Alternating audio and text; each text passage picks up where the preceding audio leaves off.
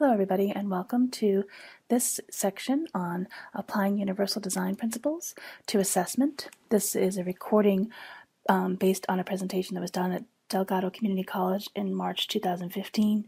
The original recording that day did not work, so we are re-recording this and we hope you enjoy this particular presentation. The agenda for this presentation is as follows. First, we'll review the key areas of universal design. Second, we'll talk about some strategies for assessment. Third, I'll have some specific examples of universally designed assessments, and then we'll have a hands-on activity that people will participate in the room. As we have been discussing, the key principles of universal design come out of a sense of equity and excellence in higher education. The UD principles include looking at instructional strategies, assessment, syllabus, and other elements of course redesign.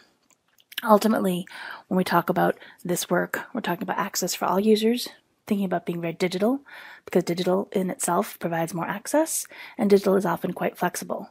But when we talk about assessment, flexible becomes really important because it takes a real flexible mindset in order to think about alternative assessments to meet the needs of diverse learners.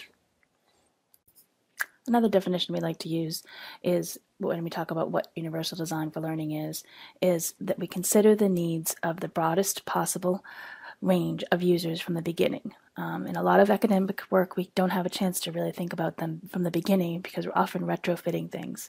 However, when it comes to assessments, I think we often create new tests, new assessments, new ways of evaluating students' work each semester. So this is a place where you can look at your content, maybe not change the content you're covering, but really think about how you are evaluating the students' comprehension of that material. Our third and final for today way of thinking about defining universal design for learning comes out of the language used from CAST, which it often talks about multiple means. And universal design for learning can have multiple means of representation, and that is the what sometimes of your course, multiple means of expression, how, and then finally multiple means of engagement, which is really one of the most important ones, the why. Okay, so now we'll move into the meat of this conversation, which is about assessment. The image on this slide shows a construction worker kind of walking some steel girders, looking almost like he's walking on a balance beam. Luckily, he has a hard hat on. And I put this image in here because I also often like to talk about there's really a lot of intersections between assessment and instruction. In fact, in my mind, I have a lot of difficulty separating the two, because I think when you instruct, you have to understand how you're going to assess whether the students learned it, and when you assess, you have to think about what you instructed. So thinking about those two together is really important, and sometimes when people ask me to separate the two, it just starts to overlap itself over and over again, because if you haven't instructed it, obviously you can't assess it, but assessments really can often don't have to be the exact parallel to the instruction, but can really be the learning activity in itself. We'll talk a little bit more about this as we go forward. The graphic on this page has the 6 steps to continuous improvement of student learning, and this is a guide to support the assessment process. And this goes along with what I was just saying and how assessment is often overlapping with instruction.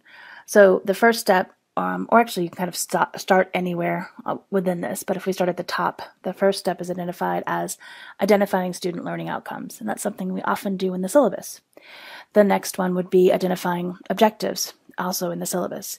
Specify assessment processes, something we'll talk a little bit more about today. Then we go into collecting and analyzing what we have done in these assessments, sharing the results, making changes, and then going back again to identifying the student learning outcomes. It really is a pretty important cycle to think about as you create your own courses, but also this is the kind of cycle that institutions can think about when they're thinking about changing their higher learning activities.